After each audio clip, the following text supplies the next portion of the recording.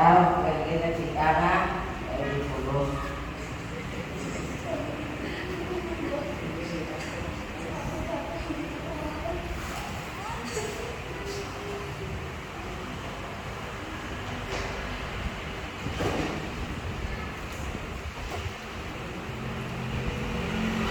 Si Jan, biskan imo lang sila kag wala ginasuportaran sa iya amay, nagatinuhain siya nga mga eskwela apang sa eskwelahan, hindi man amo ang iya na agyan. Isa ka adlaw, samtang napakanto na siya sa eskwelahan, nasugatan niya ang iya classmate nga permigin nagapuli sa iya kag nagatungo-tungo.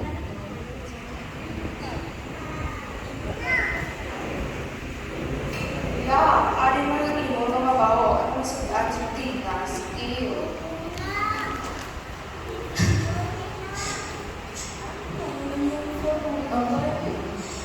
Kasi sa eskwelahan mo nang huli na lang ko. Si tatay wala na kailangan sa ako.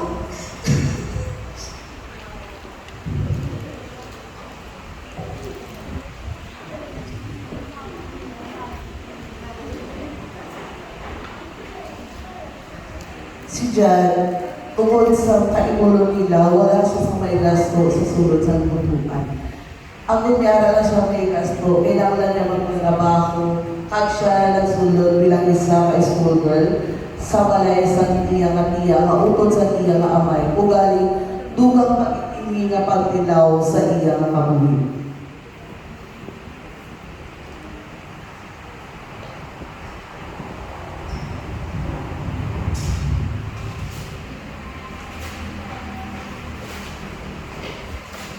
Ari Manigo!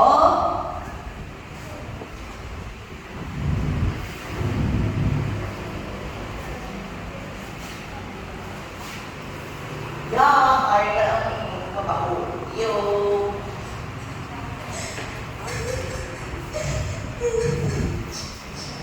Sabi ko kay Boy, kung may kwarta na lang mo, wala na ako dili sa balay sa ako makaisa.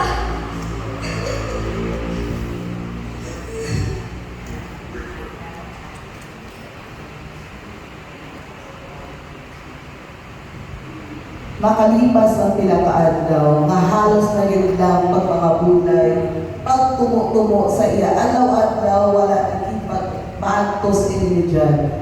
Kagagan sa isang lugar, kag dito nagpanginibion, kag nag-question sa Ginoo kung nga ang moment ini nga kalaytawag sa iya kabul sa buwan nila.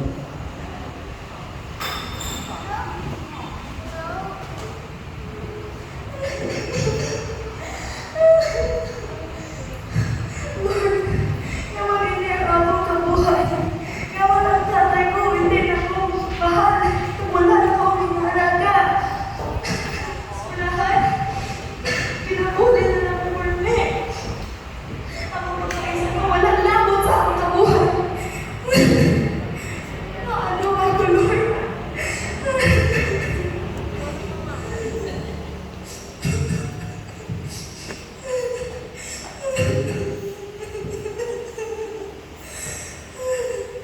Ga, okay ka lang?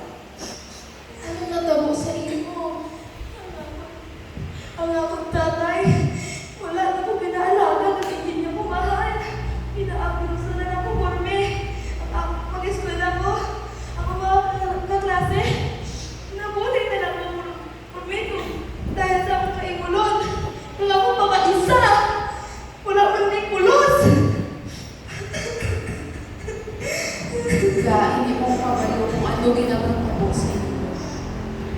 Pero balaan mo na ang kabuhi hindi perfecto.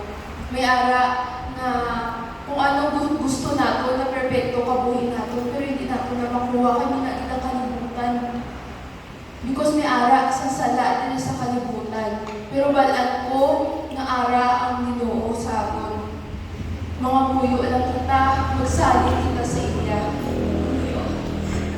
Nagpangamuyo ako! At lang ang gabi! Naman wala ako ginsabat sa Ginoo! Gakanan nga gakakabot sa ako nga kabuhi. May ara ina dahilan. May ara ka niya ako nga nabalaan nga isa ka verse sa Biblia.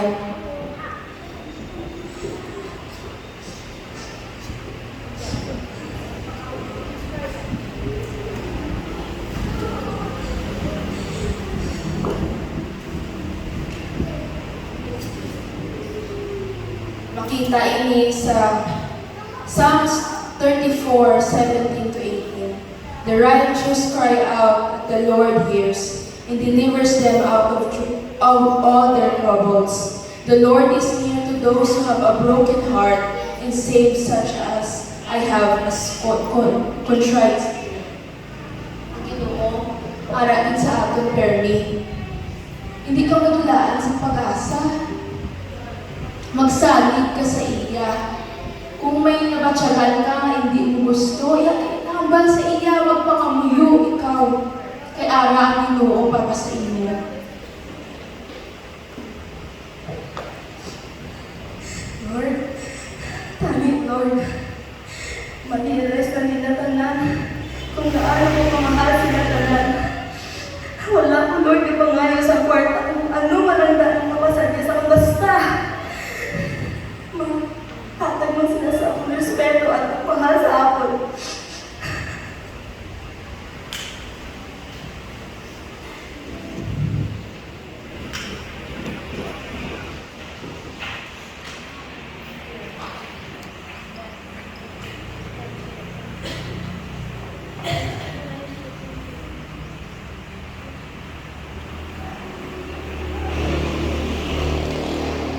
Makalipas ang isang semana, pagkatapos ng istorya ni Jan at ang misteryo nga babae nga naglaygay sa iya, ako man gihapon nagkakatabo sa iya ugali, siya wala madulaan paglaong na magbago ang tanan.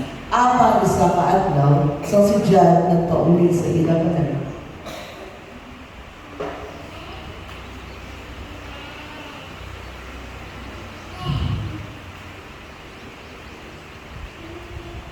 Na pasensyagin hindi na ko magpahubo sa limsa ko na subong hindi na.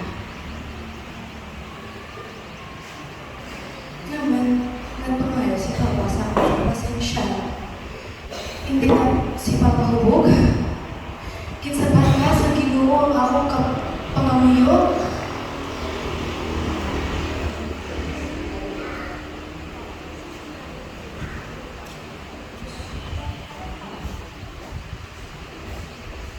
Diyan, pasensya din sa akin mo, hindi ka wala dito masakitan ka, kasi hindi ko friends. Okay.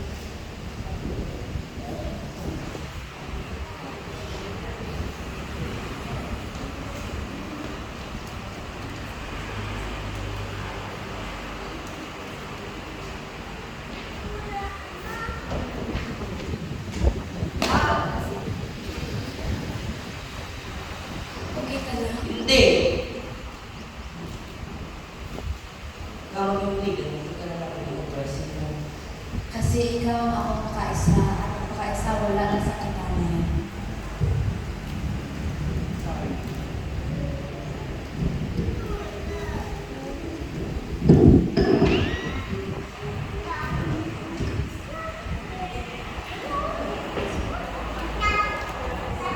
Nagpangamuyo si Jan kag nagapangayogid, nagpasalamat